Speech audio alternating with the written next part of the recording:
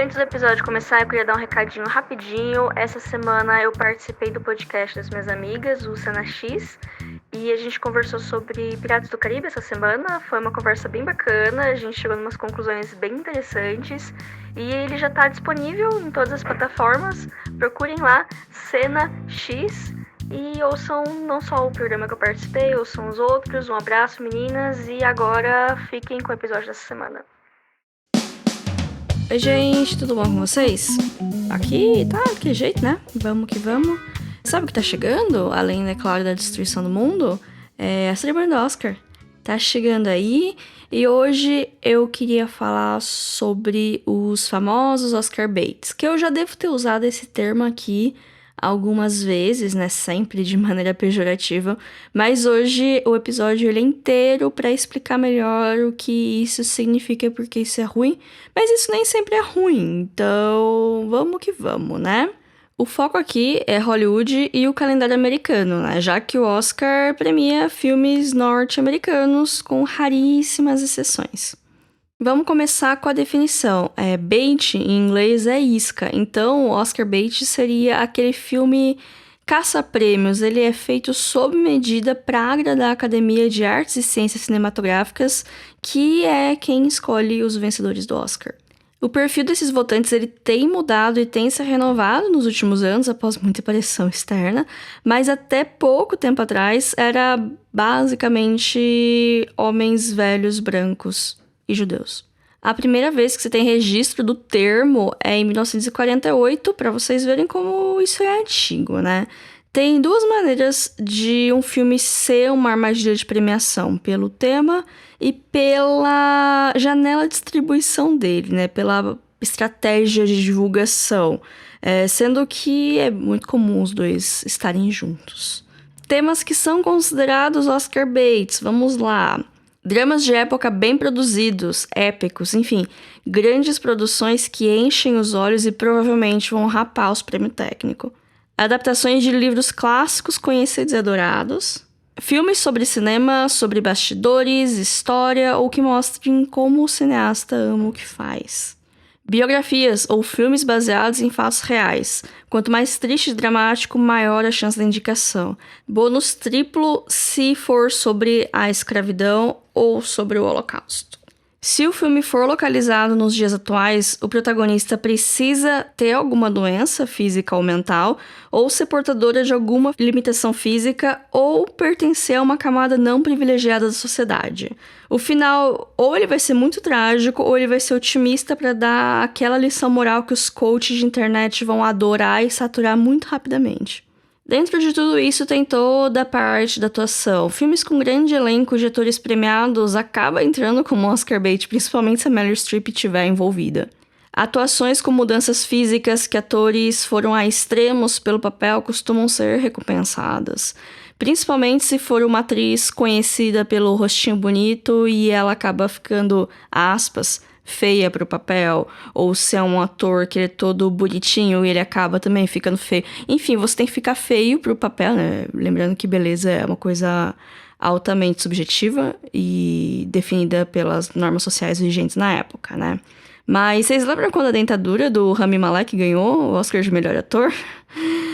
Eu sei que aquele ano tá bem difícil, inclusive tá cheio de bait, cheio. Aliás, vamos dar uma olhada nos filmes que estavam concorrendo no Oscar de 2019 pra, assim, né, dar uma olhada nos perfis. Bohemian Rhapsody, como já falei várias vezes nesse podcast, além de ser um filme mediano, é uma biografia de uma pessoa querida, que pertencia a uma minoria, e aí diversidade, que morreu de AIDS, é um problema social que não faz parte da timeline do filme, mas eles enfiaram lá de qualquer jeito pra dar emoção. Eu sei que os anos 80 foram ontem, mas isso significa que dá pra chamar de filme de época também. O grande vencedor da noite, Green Book, é igualmente de época, ele também é baseado numa história real sobre problemas sociais, que nesse caso foi o racismo dos anos 60. Tem mensagens motivacionais que fazem as pessoas brancas se sentirem bem, porque essa parte da história a gente já esqueceu, já superou, né? Não existe mais racismo no mundo e tal. Vice foi o filme mais bait daquele ano. É a história do Dick Cheney, que ele foi vice-presidente da era Bush. Parte dele é de época, é sobre uma história real, uma pessoa não muito querida, é um filme um pouco mais cínico, mas ele tem vários nomes fortes no elenco, como Amy Adams, Sam Rockwell, Christian Bale, muita maquiagem para embarangar todo mundo. Quase ninguém viu esse filme, e quem viu não amou. Pra mim essa é a definição de um Oscar bait falho. A Favorita, que por acaso foi o meu filme favorito daquele ano, é um drama de época, é baseado em fatos reais, um pouquinho de imaginação dos roteiristas também. Não tinha tantas chances assim, porque as 3 protagonistas são mulheres e os homens têm pouquíssimo espaço na trama. Histórias assim não costumam levar o grande prêmio da noite. Nasce uma Estrela é mais um remake de uma história contada diversas e diversas vezes na história do cinema. Tem a parte de bastidores do show business, que é um ponto a se contar, sem falar do fato de uma cantora se arriscando na carreira de atriz, que a academia sempre gosta de lembrar quando é bem sucedido. Infiltrado na Clã é um filme de época, baseado numa história real e também sobre racismo, com uma abordagem bem diferente de Green Book. É curioso que até a época que eles se passam é meio próxima, mas aqui a gente tem um filme do Spike Lee, que por mais que num primeiro olhar tenha umas características de um Oscar bait, ele não foi feito só pra isso, né? Pra quem conhece o diretor, quem conhece o trabalho dele, consegue diferenciar o joio do trigo aqui. E até porque é um filme um pouco mais controverso, é um filme que causa incômodo, porque ele foi feito pra ser assim e a academia não curte muito isso também. Infiltrado na Clã é um ponto meio fora da curva, em outros anos sequer estaria nessa lista. E esse ano também tem 2 outros filmes que também estão nessa, que é Pantera Negra, que é uma adaptação de quadrinho de super-herói com toques de crítica social e protagonismo negro, e Roma, que é um filme mexicano em preto e branco sobre uma empregada doméstica. São 2 pequenos milagres assim que aconteceram esse ano, mas nada tira o gosto ruim da boca que foi a vitória do Green Book. Não é porque um filme tem características de Oscar bait, ou várias delas, sei lá, que ele é automaticamente um filme ruim. Por exemplo, Forrest Gump, ele é um filme que ele foi feito em vários desses moldes, ele ganhou o melhor filme no ano dele, ele foi uma das maiores bilheterias do ano, sucesso de crítica, de público, e eu gosto também do filme. Então, assim, né, a gente usa o termo de forma pejorativa, mas nem sempre ele é ruim. Lá no começo eu comentei sobre janelas de lançamento, né? Eu vou explicar um pouco essa parte, mas antes preciso dar um histórico e a gente também manter a cabeça que estamos falando de calendário de estreias norte-americano. Quando a academia foi criada, a intenção era convidar apenas pessoas de alto prestígio na indústria e todo ano eles premiavam os melhores filmes de acordo com o que eles achavam que eram os melhores. Era comum os filmes indicados figurarem nas maiores bilheterias do ano, até porque o fluxo de produção era bem menor naquela época e costumava andar junto filmes indicados ao Oscar e filmes populares no mesmo ano. Isso quer dizer que não tinha injustiças naquela época? Claro que tinha. Tinha muito lobby do estúdio também, mas a grande questão aqui é que a maioria das pessoas já tinha visto os filmes quando eles ganhavam um prêmio, porque uma regra que é meio que sempre existiu, é que o filme deveria passar nos cinemas norte-americanos até o final de dezembro do ano anterior para ele ser elegível. A partir dos anos 70, quando teve, né, a nova onda do cinema americano, ele estava mais preocupado em fazer uns filmes mais sérios e pautados na realidade. Isso começou um fenômeno que meio que persiste até hoje, que é separar 2 grupos, os filmes divertidos e os filmes chatos do Oscar. Os filmes indicados ao prêmio eles começaram a ter menor bilheteria e menos apelo popular, enquanto meio que começava a era dos blockbusters, os filmes arrasa-quarteirões, com grande apelo para um público amplo, mas ignorado pelos críticos como filme para as massas, logo ruim. A premiação começou a perder apelo popular e começou a virar coisa de crítico, coisa de nicho e que inferno. Nesse meio tempo, tem um filme que mudou completamente a forma que outros filmes organizavam suas campanhas de premiação e isso perdura até hoje, que é O Franco Atirador, de 1978. É um filme pesadíssimo, super depressivo, dramático, triste, sobre a guerra do Vietnã que tinha acabado de acabar, sabe? O pessoal tava comemorando que acabou, não tava comemorando, né? Porque eles perderam, mas tava aliviado que acabou e vem e fazem um filme pra lembrar como foi horrível. Como que a gente vai vender um filme desse? Como a gente vai fazer as pessoas assistirem a isso, que é um filme de 3 horas. Então, né, longo. Aí entra o produtor Alan Carr, que é o grande responsável disso tudo. O plano dele era que o filme precisava ser indicado a premiações e com isso alavancar a bilheteria. Ele colocou o filme em poucos cinemas em Nova York e Los Angeles nas 2 últimas semanas do ano para poder fazer um mínimo para entrar no Oscar. Aliás, para entrar na lista de filmes elegíveis para o Oscar, que é outra coisa, né? Essas exibições, elas acabaram sendo apenas para os críticos e para membros da academia. Quando o ano virou, eles pararam de exibir o filme, salvo para pequenos redutos cinéfilos. Quando saiu a lista de indicados, o filme recebeu 9 indicações, incluindo o melhor filme, e voltou para os cinemas com uma campanha remodelada, uma distribuição ampla, todo o material de divulgação frisando que ele tinha conseguido todas essas indicações ao Oscar. No fim, ele acabou ganhando 5 prêmios, incluindo o melhor filme, e conseguiu receita suficiente para se pagar e ainda dar alguns milhões de dólares de lucro para o estúdio. Qual que é a lógica disso? Lançar um filme o mais perto possível da época de premiação para manter a imagem desses filmes fresco na cabeça dos votantes. Às vezes o filme é tão imemorável que realmente precisa disso, mas muitos filmes que seguem essa linha de lançamento são bons e não precisavam disso. Sem falar que hoje em dia os estúdios eles mandam cópias do filme para serem considerados pelos votantes, né? Antigamente tinha os screeners, hoje eu acho que tem tipo um streaming só com os filmes da academia. Então os votantes vão ter esses filmes à disposição, então não precisa, né, ser lançado em cima da hora pra tá fresco, mas eles continuam usando essa estratégia. Sem falar que pro público comum, e eu nem tô aqui falando da minha vida triste do interior paulista, mas o público americano médio, ele só vai ter acesso a muito desses filmes já nas vésperas da premiação. Então o prêmio ele meio que deixou de ser pro filme com mais impacto ou importância do ano anterior e começou a ser pro filme com a melhor campanha. Existem exceções? Claro que tem. Ano passado teve um pequeno milagre com Parasita, mas a mais nítida pra mim é Mad Max Estrada da Fúria. O filme foi lançado em maio do ano anterior, ou seja, bem longe da janela de premiação. Ele é uma continuação de uma série de filmes dos anos 80 que tem fãs fiéis, mas não muito numerosos. Ele tem certo impacto na cultura pop, mas não é um impacto de, sei lá, um Star Wars, por assim dizer. É um filme de ação, ou seja, é o chamado filme de gênero, entre aspas, que, em resumo, bem resumão, é qualquer filme que não seja um drama. E qualquer filme que tenha qualquer gênero, ele já é meio que mal visto nas premiações. É muito difícil você ver um filme de gênero nas premiações. Ele só entrou na lista depois que a academia aumentou o espaço para os indicados a melhor filme. E isso foi em 2010. Antes eram sempre 5 indicados e a partir de 2010 começaram a ser entre 8 e 10, dependendo do ano.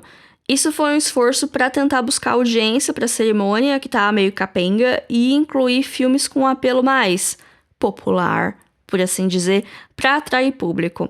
De umas décadas para cá, o Oscar também tem toda a sua cota indie para indicar uns filmes menores, independentes, um pouco mais estranhos, que nem Juno, Pequena Miss Sunshine e etc. Mas não é uma coisa recente, não. É uma coisa que vem de algumas décadas para cá. Porque os estúdios, os produtores, os diretores acabam se enfiando nessa de fazer Oscar bait. Pelo prestígio de ganhar um prêmio, pelo dinheiro? Bom, pelos dois, né? Após um filme ganhar o prêmio de melhor filme, é gerada uma curiosidade popular para assisti-lo, já que muita gente não deve ter visto. E isso aumenta o tempo que ele está em cartaz no cinema e aumenta a sua receita, a sua bilheteria. O lucro com o filme de maneira geral. Atores que ganham Oscar pedem cachês mais altos, enquanto os diretores e roteiristas vencedores podem ganhar prestígio e, além disso, eles podem ganhar liberdade para tocar seus projetos pessoais ao invés de ficar fazendo job para estúdio. E os produtores ganham poder e dinheiro, por mais que o grande público mal saiba seus nomes ou seus rostos. Falando em produtor famoso, temos aqui um grande nome que ele é responsável, além de todos os escândalos associados a ele, mas também pelas campanhas mais infames e mais efetivas da história recente do Oscar, que é o Harvey Weinstein. Lembra da cota indie que eu falei? Então, em 1979, o Harvey e o seu irmão Bob fundaram a Miramax, uma produtora independente focada em filmes de orçamento menor. Nos anos 90, ela foi comprada pela Disney e essa foi a época de maior êxito comercial da produtora. E também acabou virando a divisão indie da Disney. Todo grande estúdio, ele tem essa divisão com os filmes menores e mais artísticos, por assim dizer. Em 2016, o Weinstein saiu da Miramax e também ela deixou de ser da Disney. Hoje em dia tá com a Paramount, tá meio que ao Deus dará, pelo que eu pesquisei rápido. Mas o foco aqui são os anos 90 e como Harvey conseguiu gerar buzz de Oscar para filmes medianos. O mérito da vitória de Shakespeare Apaixonado, por exemplo, é todo dele, pra vocês terem uma noção. A Miramax virou uma fábrica de Oscar bait, unindo as temáticas apelativas com campanhas de lançamento focadas no final do ano e uma divulgação muito pesada e umas campanhas muito custosas, muito dinheiro sendo gasto exclusivamente em campanha de Oscar para os filmes. Além de Shakespeare Apaixonado, de lá também saiu Chocolate, que é um filme pequeno que foi longe nas premiações, e uns outros mais conhecidos como O Piano, Gênio Indomável, Chicago, O Paciente Inglês, As Horas, Gangues de Nova York, Cold Mountain e muitos outros. Foi lá que o Tarantino começou a carreira dele, a Miramax produziu Pulp Fiction, os Kill Bills e alguns outros filmes desse começo aí, por isso que os dois, né, são brothers, né, e por isso que eu fiquei um pouco cansado do Tarantino depois de tudo, por mais que eu goste muito desses primeiros filmes dele. E também foi por causa do Harvey Weinstein que Cidade de Deus teve aquele buzz todo que rendeu 4 indicações ao Oscar em 2004. O cara, ele era o demônio, né, tá vivo ainda, né. Mas ele sabe explorar o potencial de uma obra ou encontrar potencial em umas coisas meio match, tipo Shakespeare Apaixonado. E ele também tinha o dinheiro necessário pra fazer isso, né? Que é bastante importante. Bom, com o tempo a academia ela foi se renovando, foi mudando o perfil dos votantes, o que é uma coisa boa, mas a gente também acaba vendo uma mudança no perfil dos Oscar baits. Com todo esse progresso, vemos filmes com temáticas LGBT, mas só se for triste, porque, né, pra ganhar um Oscar você precisa sofrer. Dos 8 indicados esse ano, eu vi só 3, mas pelas sinopses deu pra ver que nenhum deles é de guerra, ou de holocausto, ou de grandes tragédias do passado. Mank é sobre os bastidores da produção de um dos maiores filmes já feitos. Ele é de época, ele é sobre Hollywood antiga, ele é baseado em fatos reais, mas o roteiro foi feito pelo pai do David Fincher, que é o diretor, então por mais Oscar bait que ele seja, ele também é um projeto pessoal, e isso também tem peso para votante do Oscar. Nomadland é contemporâneo, é sobre problemas sociais, solidão, envelhecimento, como uma mulher como protagonista. Bela Vingança também é protagonizado por uma mulher, também é uma história contemporânea, mas sobre vingança, abuso e machismo estrutural. Os outros filmes eu não assisti, então vamos de conclusões tiradas através de sinopses. O set de Chicago é de época, é baseado numa história real e tem conflitos sociais. O Som do Silêncio é contemporâneo, tem doença e tem sofrimento. Judas e o Messias Negro é de época, é baseado em fatos reais e tem conflitos sociais. Meu Pai é contemporâneo, mas é sobre envelhecimento e relações entre pai e filha, e provavelmente sobre sofrimento também. Minari é uma coprodução Estados Unidos e Coreia, é todo em coreano, ambientado nos anos 80, então de época, sobre uma família que vai tentar uma vida nova no interior dos Estados Unidos. De todos da lista, eu acho que esse é o que eu tenho o perfil mais diferentes e com menos cara de Oscar, por assim dizer. Uma coisa que todos os filmes parecem ter em comum é que tá todo mundo triste. Mas em 2021, quem é que não tá triste, né? Bom, eu espero que nesse episódio eu tenha desmistificado algumas coisas da premiação, que é legal. Eu vivo reclamando, mas eu tô lá todo ano assistindo e no dia seguinte reclamando porque eu assisti e fui dormir tarde. Porém, não levem tão a sério assim. Afinal, assim, como na vida, muitas vezes quem ganha não é o melhor, mas sim o com mais suporte e mais dinheiro. Histórias como a do Parasita no ano passado, elas são únicas e raras, e assim como as histórias das pessoas que se tornaram milionárias tendo nascido em famílias miseráveis. A gente não pode tomar aquilo como exemplo do que vai acontecer sempre. São fenômenos, né? E é isso, gente. Até semana que vem. Sigam a gente nas redes sociais. O Instagram é @filme.da.semana. O Twitter é filme_da_semana. Se quiserem falar com a gente por e-mail, é podcastfilmedasemana@gmail.com. Eu acredito que no momento da publicação desse episódio, o nosso canal do YouTube vai estar um pouquinho mais bombado. Eu tô começando a subir os episódios do podcast lá. Não tem nada de diferente. Se você tá ouvindo pelo Spotify, vai continuar tendo normal pelo Spotify e pelos outros lugares. Eu só tô colocando lá pra ter mais uma fonte de público, né? Mas, num primeiro momento, tá sendo só os episódios mesmo, mas fiquem ligados, talvez tenhamos novidades no futuro. Talvez não, mas talvez tenhamos. Então é isso, gente. Até mais. Tchau, tchau.